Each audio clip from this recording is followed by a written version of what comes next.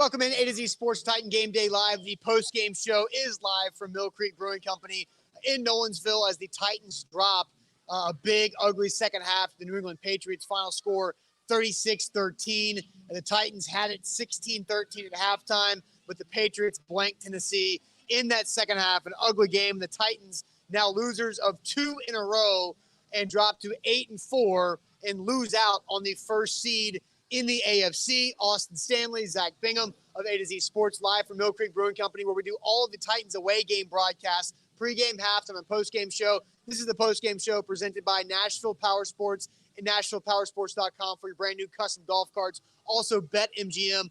Download that BetMGM app. Use the code ATOZ Sports for risk-free bet up to $1,000 with your first bet after your first deposit. The game went kind of how I thought it would go. In the pregame show, I said 30-13, Titans would lose. It might be close at halftime. The Patriots ran away with it in the second half, but mistakes, self-inflicted mistakes by the Titans for the second week in a row in any opportunity at an upset win in New England. Well, I'm gonna pull something from Mike Vrabel's book. And that is, you can't do things that hurt the football team. Dumb things. Don't do it. And in the second half, there are 2 situations that decided this football game. The Patriots were a better team. We knew that before the kickoff, though. But not the Titans were a better team than the Houston Texans last week, and we know how that worked out. But in the second half, 2 key situations where the Titans did dumb things to hurt their football team. And that was the fumble by Dante Foreman was massive. That was the mojo that you had been building up at halftime, and it came out in a great 30-plus yard run, and then all of a sudden you give it back to New England, and then, Austin, you have 4 downs to score. You've got 5 yards to go, and you get 0 points. And to add to the misery, the Patriots pick off the football in the back of the end zone, so they get the ball on the 20. They get the ball on the 20. Yeah. And you don't get the opportunity to try to pin them back just on the 2-yard line to see if you get some safety and that momentum. Ifs and buts, beers and nuts, you talk about beers here at Mill Creek, if the Titans are able to score, it's 26-20. You get your defense a little juice to say, hey, go stop the Patriots and get us the ball back. That didn't happen. It snowballed, and we ultimately got the results that the Titans did, 36-13. And I know you stated this. You did call that. Yeah. That right there. Props to Austin. Everybody gets mad at Austin for picking the other team besides the Titans in the pregame show, where Austin was right today. Pretty dang right on that one. So, and you're talking about those key situations. You're right. And if even after the fumble, the Titans had an opportunity to make it that 6-point game. And also, Rick was right. Rick, anybody in the comments section here as we stream live on Facebook and YouTube, I'll give credit to Rick as well. Yes, there you go. Credit to Rick. But the killer, Zach, now 8 turnovers in the last 2 games. You cannot win when you keep giving the football away, but this is what things look like in the NFL when you're using a lot of practice squad level players. And that's what Hilliard and Foreman are. They're practice squad level players who have an opportunity to do some good things, because the craziest thing in all of this, Zach, is the Titans ran the ball for 270 yards. Foreman and Hilliard both had 100-yard games. I don't remember the last time the Titans have had 2 100-yard rushers in a game, let alone last time they've had 2 100-yard rushers in a game where they lost. Yeah, but Foreman should be erased off the board because 30 out of his 109 cost the team because he couldn't hang on to the football, right? Like, I know they both have 100 yards, but it's all for naught. Hilliard fumbled in the first half, but redeemed himself with a massive 68-yard touchdown scamper to pull the Titans within scoring range. But, man, Foreman and that red zone, 4th down, 1st, 2nd, 3rd, and 4th down, not being able to get into the end zone, that that cost them the game. Yeah, and They don't have the players right now. Yeah. And Belichick can tell you that.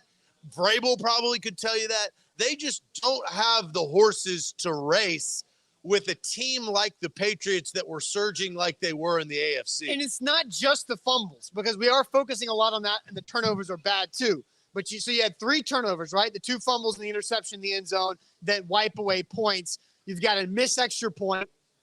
You have a missed field goal in the first half that cost you 4 points there. Then you have 2 face mask penalties, one on a kickoff return and another that allowed the Patriots to get back into field goal range late in the first half. Just so many mistakes where you're shooting yourself in the foot.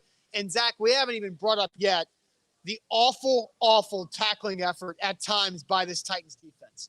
I don't know what Jackrabbit Jenkins is trying to do on that play when Bourne goes down the sideline, but Jackrabbit's a veteran in this league. Terrible effort. Jayon Brown is a veteran in this league, has been great for the Titans in his career. It was a terrible effort to try to get Bourne out of bounds. Do something more than what you tried to do there on the sideline to get him out of bounds, because you couldn't get him on that, and he darts into the end zone and basically puts this game on ice.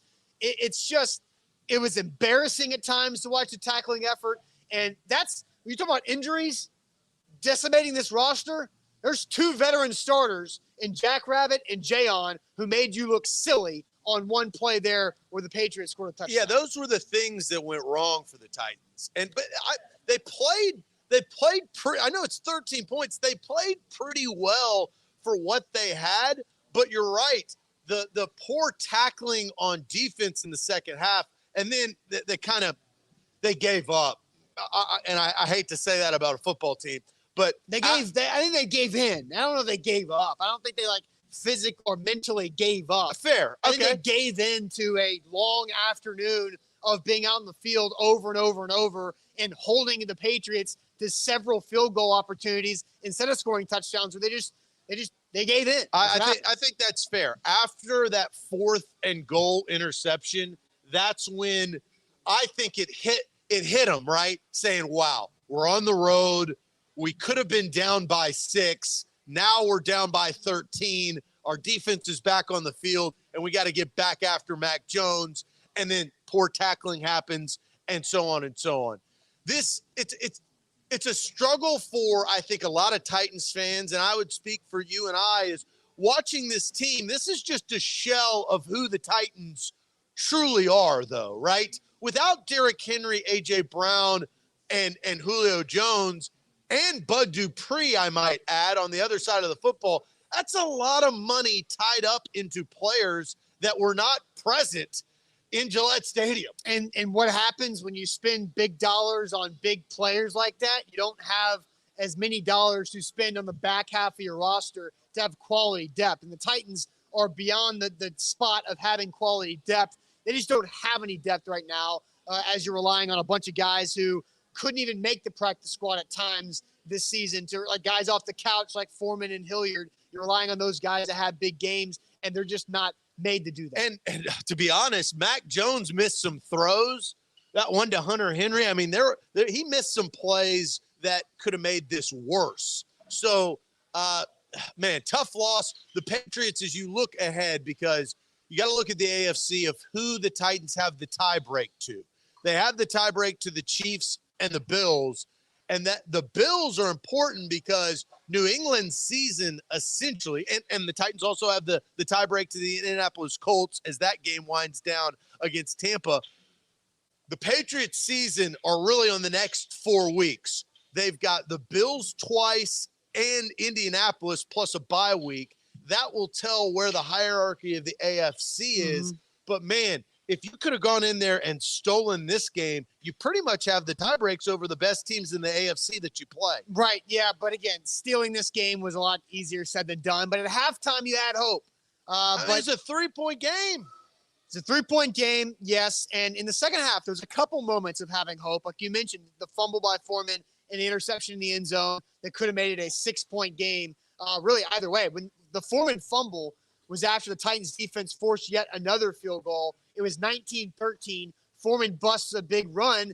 If he could just hang on to the ball, PD, maybe there are points there, and you stay in that 3-point deficit, or help take the lead to get to a 2019 situation here. All right, Zach, We do this every post-game show with the first question to get you guys involved more in the show. What's one word to describe this Titans loss to the Patriots? What is one word to describe this Titans loss to the Patriots? The final score was 36-13 as the Patriots go on and put up 20 points unanswered in that second half. What is one word to describe the Titans loss to the Patriots? But real quick, let me tell you guys about Nashville Power Sports. NashvillePowersports.com is a website. Go check them out. If you're looking for a brand new golf cart that's street legal for your neighborhood, if it's for you and your family, or for your company, your business, whatever it might be, NashvillePowersports.com is where to go inside the mid-state. Locally owned and operated. They've got everything in stock ready for you to come customize. Color scheme, whether it's a 2-seater, 4-seater, 6-seater,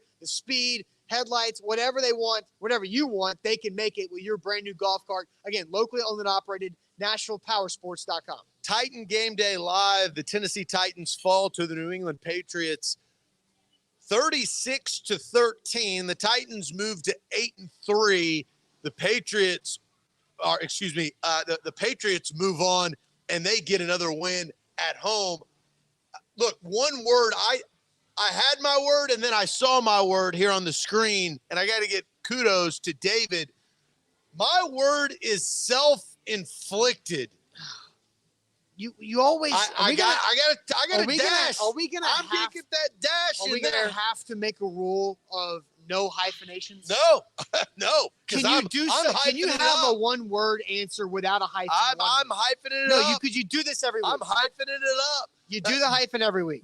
Because this makes the most sense. Self-inflicted. The fumbles, and one, look, it was a backdoor fumble, but they had 4 because at the end they fumbled the football to end the game. Now, that didn't have any impact on the outcome of the game, but this is self-inflicted wounds, and it came from Foreman. You have to play a certain way today, Austin. What, perfect? No, I don't even think that you have to play perfect, to be honest. Sorry, near perfect. I think that you just have to play efficient. And the opposite of that is fumbling the football, throwing interceptions, not being able to convert in the red zone, missing tackles, as you referenced. So self-inflicted is the perfect word for me. That's why it's been lingering up there on the screen. So kudos to David there. You've got depressing coming in from Zach Goodman on Facebook. Expected from Brian. I also think expected is a word we need to remove as an option from this exercise. Well, yeah, as a 7.5-point dog, that would be expected. Yes. My word is implosion. And I wanted to put it on the YouTube cover graphic, but it was too long. So I did dud. But implosion, this was an implosion in the second half. And imploding happens from within. So there's your self-inflicted, right? And that's using good vocab. Implosion is what the Titans have done because they keep shooting themselves in the foot for the second week in a row. They can't get it right. And it's just – well, you can't do that with the players they have. That's the key. I mean, but you cannot fumble. No, that's what you can't implode with the players that you have, because that implosion is so much more impactful to the outcome of the football game because you don't have the players, right? Once you go down by 13 points with 3 minutes left to go in the third quarter and you only got a quarter and 3 minutes left, No, you can't come back. I think you can. They got close. They were on the goal line. They were on the goal line. After that. That's a part of the implosion. Yes. So after that, you don't have the players, and it's unfortunate, Austin, right? Like, you hate injuries hurt in the NFL, but at the clip that they are happening to the Tennessee Titans at this point in the season, after they had done such good work for the majority of the season, right? They had worked really hard to get to the point that they had, only losing 2 games. And then all of a sudden, you kind of blink twice, and you've fallen from the top of the AFC. You've got 4 losses. You've lost 1 to the surging Patriots. You know, the one good thing is you've got some tie breaks over some teams in the AFC. And most importantly, the Colts, who the Buccaneers just scored another touchdown. It's 38-31 Bucs over the Colts with 20 seconds left. The extra point was good. That helps. That's a massive, massive deal for the Tennessee Titans is Leonard Fournette around the left side, stiff-arming a player and getting in the end zone. Huge Four deal. touchdowns today for Leonard Fournette. Yeah, playing like it's January or February. But anyway, it's a big deal for the Titans is to have the Colts drop one here. Now, it's an NFC opponent, but just having the Colts not get an extra notch in the win column is big. But it's implosion for a lot of different reasons. I mean, there's stupid penalties, there's bad tackling, it's self-inflicted wounds that are all piling up on one another, and you can't continue to win. You can't operate like this. And I don't know what I don't know how Mike Vrabel can really do his job differently, because when you're having such a rotating door of players, you can't just go back and start coaching and teaching all the fundamentals in the middle of November or the end of November, or December's next week. I mean, it's just a really bad situation. I mean, I don't understand how they're the most injured team in football history, but that's the reality. Yeah, well, and, the Derrick Henry thing is killer, because we talked about this during the game, right? You had two Titans running backs with 100 yards each. If Derrick Henry was playing, I mean, is that a 300-yard game? Right? Close.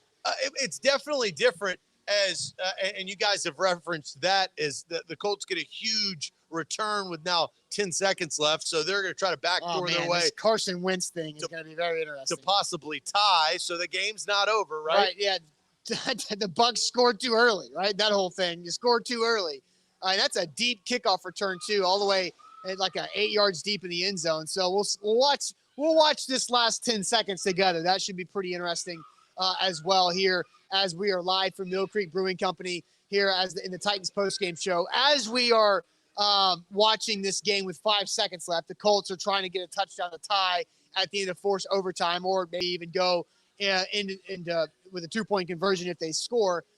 Zach, we'll pause whenever this Colts game figures out, but Todd Downing had a really tough job today because of the lack of players on offense and the skill position guys. But Todd Downing continues to be really bad in situational spots. Whether it's a goal-to-go situation, Todd Downing struggles. And he did it again where they have 1st and goal on the 5-yard line. 1st and goal on the 5-yard line. And you've already run the ball for, at that point, 230-plus yards. And they throw it twice. 1st down, 2-yard run to the 3. 2nd down, incomplete in the end zone looking for Pruitt.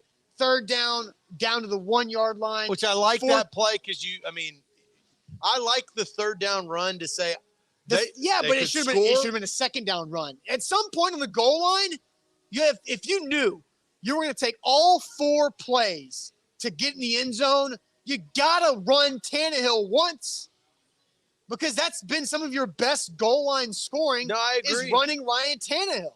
And they didn't do it on 4 downs, especially when you've had such a strong running performance from 2 different running backs, and you've seen Tannehill help you out a little bit with his legs. And look, I think it's really tough on Todd Downing this season because all of his really good players are gone. They're not present right now. But in those situations, you've got to be able to chalk up a play to get you a score to cut the lead to 6 points. It is crucial. It is defining. It's defining of the game to say, we've got to play to put Tannehill in a good spot where he can make a decision and maybe run. It's just how are the defense with the players that you have, right? Yeah. I mean, it's a true puzzle. If you've run the ball for 230 yards and it's 1st and goal at the 5, run it till you score. Who are you throwing to? No, who are you throwing to? I don't disagree with Mikey on Facebook where he says you get paid to figure it out, and you absolutely do. It doesn't matter. Yeah, and the Colts do lose. The Bucs prevail. Carson Wentz can't get it done. Fire them cannons. Buck fan Zach over here gives a little fist bump on the show, but a big deal for Titans fans to see the Colts go down. So 8-4 Titans still have a stranglehold on the AFC South. You know, the number 1 seed is a luxury at this point, and the Titans cannot afford any luxury with the roster they have because of all these injuries. But, still, you did all your heavy lifting with Derrick Henry in the first 8 weeks of the season. But the issue is you cannot pick up anything now. The heavy lifting was done. Now, but there are positives. I do have positives. You've pulled your back out. Do you want two positives? From Austin Stanley? Yeah, yes. Absolutely. Two positives, okay? I will give you two positives, but first, I'll let you brag on your lunch today. Guys, we this is a alert right now. Austin's got a couple of positives. And then we're going to grade Ryan Tannehill. Yeah, no, absolutely. I will tell you guys about the atmosphere here today at Mill Creek Tap Room. It is unbelievable. It's a great place to watch the game, watch sports, drink beer, eat burgers. A dynamite burger right here in the tap room at Mill Creek. They've got an array of beer. They have the perfect beer for your palate. That is true. They've got it on tap right here at Mill Creek Brewing. We are broadcasting live on every away Titans game, so come out and hang out with us. All right, so my two positives, Zach, is we watched the Titans struggle against the Rams offensively in the first game without Derrick Henry. We watched the Titans struggle offensively against the Saints in the second game without Derrick Henry. Now, those two defenses are top 10 level defenses in the Rams and the Saints. But both games, the Titans failed to reach the 200 total yard mark.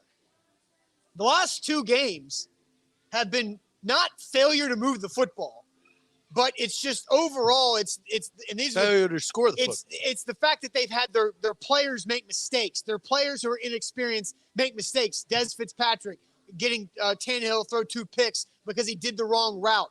The fumbles today from Hilliard and Foreman. So the last two games, you're finding ways to move the football effectively. Last week, it was in the air. This week, it was on the ground. So I like that. I like the fact that they are trying to reinvent themselves and find themselves, because compared to the first two games without Henry, they couldn't do any of this. They're running for like 60, 70 yards. I'm not here to rain on parades, Austin. 13 points won't win you football games. I understand that. And you can have all the yards in the world to your heart's desire. But if you're scoring 13 points, in which they did on average the last 2 weeks, you're not winning in the National Football League. You're not going to do it. But I do think it's positive, because right now the Titans offense has the heaviest batting donut they're swinging with right now, and it's going to start to chop away. You're going to start releasing some of that extra weight, and it's going to get a little bit easier because Julio can come back. Where are you when it starts to get easier? Well, and luckily the schedule is still favorable towards the Titans. The bye week helps quite a bit. Get it as healthy as possible, as fast as you can, and let the bye week be your friend. It's finally here. You had the Jaguars, who are still bad. You've got the Steelers, who got roasted by the Bengals, and then you've got the Niners, who are a pretty powerful team. But you've got the next 3 weeks to get healthy and to maybe start getting some of these weapons back. When Julio can come back, when McNichols can come back, now you're starting to add some guys back to this offense, and that donut gets a little lighter and lighter and lighter, and you figured out how to move the ball 2 different ways the last 2 weeks. So now you're going into a bye week 2 to get even better at that. And your guys who you're having to rely on the last 2 games, Fitzpatrick, Foreman, Hilliard, are now gaining experience that they can be better in the last few games as you start to get AJ, Julio, and others back. All right, so I like that first one. I actually, now since you were talking, I've got one. It's kind of an overall outlook of positivity to kind of reiterate a couple of things that you said. What's the other one? The Titans defense gives you a chance to win every game. If they can tackle. They give even with the mistakes the Titans defense made today, they still give you a chance to win every game. Every time you walk out on the field, the Titans have an opportunity to win because of their defense right now. They're great in the red zone. They don't give up many touchdowns. No, they held them to field goals in the first half. The second half got away from them. Yes, and they keep putting them – the offense continues to put the defense in terrible situations the last 2 weeks, and the defense straps its boots on and goes out there and makes the game close for as long as possible until they give in. And it's unfair to not expect them to give in, and they gave in today at the end. But the Titans defense, as soon as the game starts, gives you a chance to win any game you're at. All right, and I will say this, and we'll grade Ryan Tannehill. The Titans are a playoff team. Yes. They are a playoff team. The team that they will go into the playoffs will look nothing like what we saw today. That silver linings playbook right there, that is your overall positive. No One doubt. thing that you can guarantee is when they enter the playoffs, it will look nothing like. You won't have to beg and plead for, practice squad guys essentially to give you good minutes. You're not begging Cody Hollister to run his out route, right? Because you got better players. So that is my overall positive take looking forward going into the bye week and the rest of the season. All right, A to Z Sports here live on the postgame show as the Titans again lost to the Patriots. It was 16-13 at halftime. Patriots run away with it. 36-13 is the final score. We always grade Ryan Tannehill in this postgame show. But first, Zach, tell about where we're going to be next time we see you on Titan Game Day. Not this upcoming Sunday after the bye week, but when the Titans host the Jags on December 12th, we'll be at the Mainstay. Yes, and everybody at the Mainstay will be drinking 2-for-1 Mill Creek beers. That's the special we have on game day at the Mainstay. It's right across the street from Nissan Stadium. Easy access. Come pregame with us, and then after the game, come postgame party with us at the Mainstay. Like I said, 2-for-1 Mainstay beers. And that is Mill Creek pouring them all night long here in a couple of weeks after the bye week. So that's Sunday, December 12th. Titans hosting the Jags. Will be at the Mainstay there. Now we're going to grade Ryan Tannehill's performance. Zach, I'm going to send you to the comment section, but real quick, always got to give the box score stats for Tannehill, and it was not very pretty today. So, efficient at first. I actually don't know what his box score was, so I'm curious to see. Hit me with the numbers. Okay. Ryan Tannehill was 11 of 21, 93 yards, 1 touchdown, 1 INT, sacked twice. God, how many completions did he had at half? I don't know. I think like 7. I think you're right. You might be right. 11 of 21. He completed 93 yards. 4 passes in the second half? Yeah, I mean, they ran the ball. They ran the ball a lot, and they were doing well with it. They just couldn't have anybody get open. Yikes. 9 different guys caught a pass today. We got NWI, Hollister each had 2. So he had 8. It looks like 8 completions in the first half. Yeah, because he started 8 for 8. The Titans. That's right. And then he missed. Chester Rogers was the first incompletion. But again, NWI with 2, Hollister with 2, Fitzpatrick, Pruitt, Swain, Ferkser, Foreman, Rogers, Hilliard, all with 1. Okay, here's where I'm at, and I'm getting a little energy from the chat, which is good. It's not a failing performance. It's not an F. We saw that last week when he threw 4 picks, right? I mean, he set the bar, he set the standard of his worst performance in two-tone blue. But this is a straight D performance because of what he did not do in the third and fourth quarters when you're going to have to pass the football and you're going to have to score the football. Inefficiencies in the red zone on that series. Look, it's not Ryan Tannehill's fault that his running backs can't hold on to the football. That's not on him.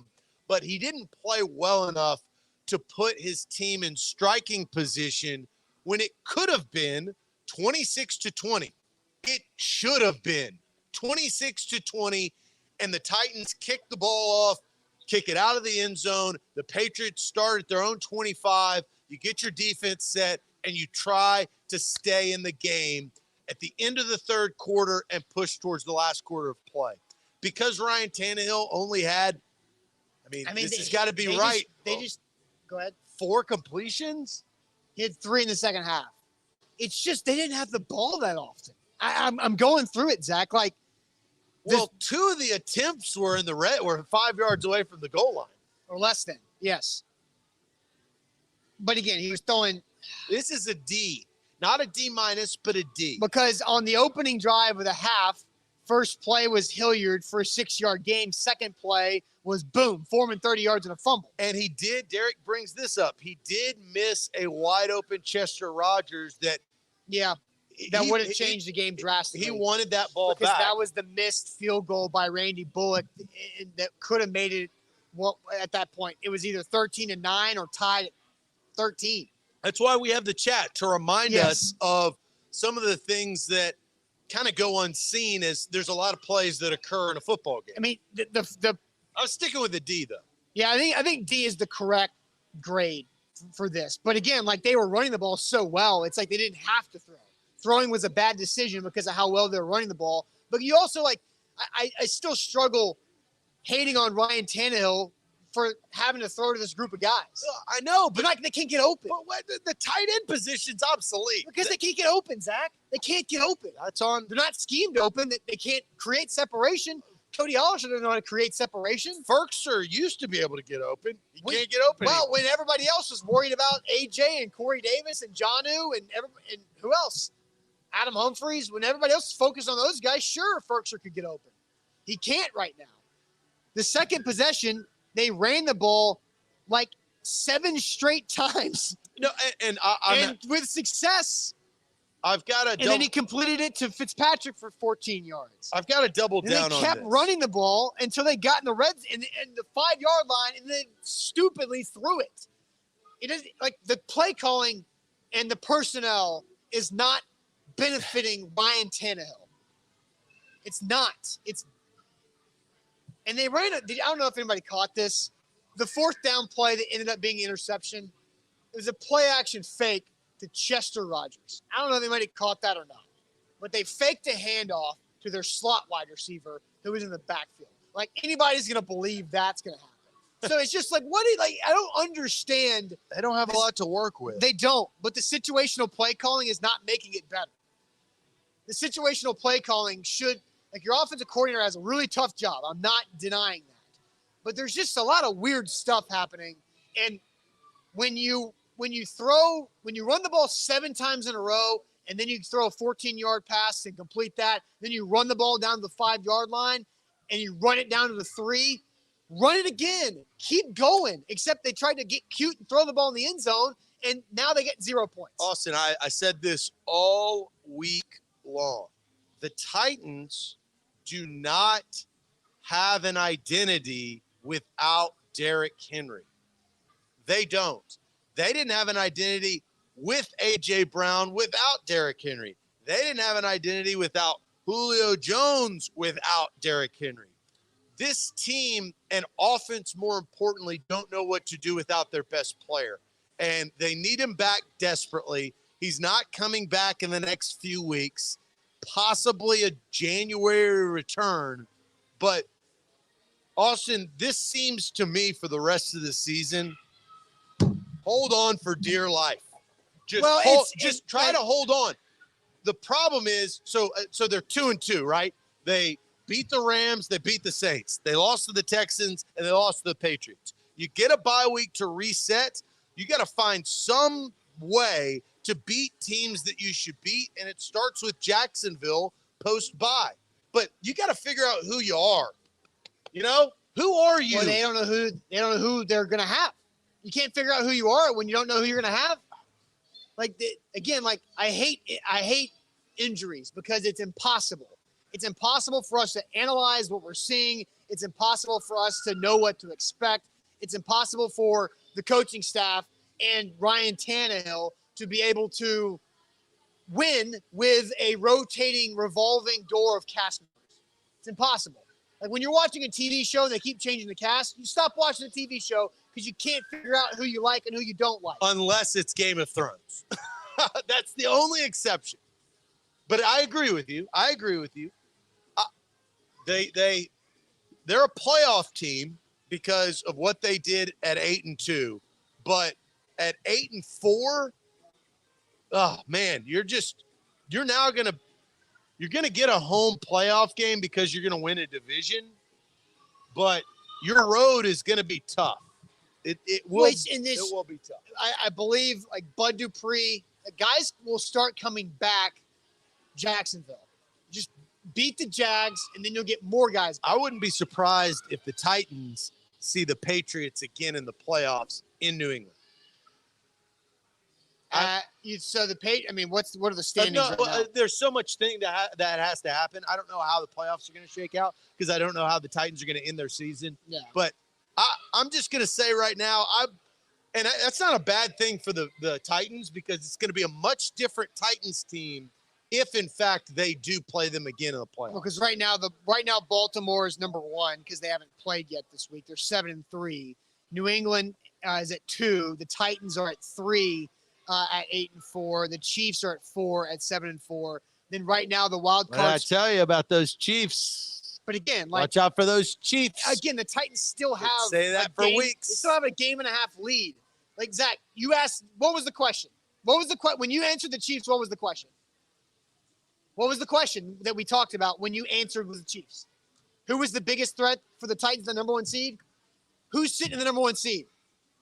The team that I answered with, the Ravens. That was my point. So you answered the Chiefs. Watch out for the Chiefs. You didn't listen to what I said. I said the Ravens and the Chiefs. That was my 2 answers. But I went all in on the Chiefs because I believed that Patrick Mahomes was going to figure it out. I mean, yes, I think we all had confidence. No, you didn't. No, you no, go back. I was you bit my head off. Yes, during because there's no way that they were the biggest threat to the number 1 seed to the Titans because the Ravens were because they are now the number 1 seed. Austin, I wouldn't be surprised if the Chiefs have a higher seed than the Titans going into the playoffs at this rate. Yeah, but the Ravens. That's one of the questions. Okay. All right. So, look, in Nashville Tube on YouTube says draft a quarterback, please. Look, they're going to have to draft a quarterback regardless just because of Tannehill's contract situation and his age. But Ryan Tannehill, you have to chill out with completely turn around Tannehill. Like the guy, what do you want him to do? He's throwing to people who are not supposed to be starting wide receivers in the NFL. Playing. Yeah, he's throwing to special teams player and practice squad call-ups. What do you expect? You can't get open. Like the reason Cody Hollister. You just don't want that to drain this entire season. The injuries are why that's I know, but when you play Jacksonville on down the road in a couple of weeks after the bye, and then you've got Berg who looks really bad, 49ers, Miami, and then Houston, you're waiting on your 2 wide receivers. I mean, and they've been waiting on one of them all year. And Nashville says Tannehill's trash, Austin. I don't care what y'all say. He's garbage. I don't. Did you think he was garbage the last 2 years? No, he's not garbage. You're overreacting to a really bad situation the Titans are in because they're literally the most injured football team in NFL history. That's not hyperbole. They're the most injured football team in football history. And so and John Robinson's not the problem either when everybody keeps getting hurt. Like, I don't know who the problem is. I don't know why they're having so many injuries. Why does everybody pull their hamstring? I don't know. But they're going to have to find that out internally because media can only ask so many questions about the strength and conditioning and the medical staff, and they're not going to answer those things honestly in the middle of the season. Yeah, but Tannehill's struggling. He's not completing the passes that he needs to complete. He doesn't have the cast of characters. I think we understand that. They need to figure it out, get more healthy in this bye week, and come home and beat Jacksonville. That is what they need to do. That's the ultimate goal. I see a comment that I was about to go off on another tangent with. Maybe we'll have time for tomorrow. One night of rest. Jamie, I'm going to put it in my pocket, and we'll talk about that tomorrow on the show. So tomorrow morning, 8 o'clock Central Time, is where to catch Zach and I again reacting to this game. Don't forget, A to Z Sports Primetime with Buck Rising, live from Foxborough. Buck's up there in the stadium now, getting post-game duty. He'll be live at 8 o'clock Central Time tonight on A to Z Sports platforms here, and we'll see you tomorrow morning. Thanks again to NashvillePowersports.com for your brand new golf cart. Check them out, NashvillePowersports.com. BetMGM, download the app, use our code ATOZ Sports for a risk-free bet up to $1,000. And of course, our away game, our home here at Mill Creek Brewing Company in Nolensville. Go to your local grocery store and pick up some Mill Creek product too, or come see them out here in Nolensville. Have a good rest of your Sunday. We'll see you tomorrow morning. Thanks for watching.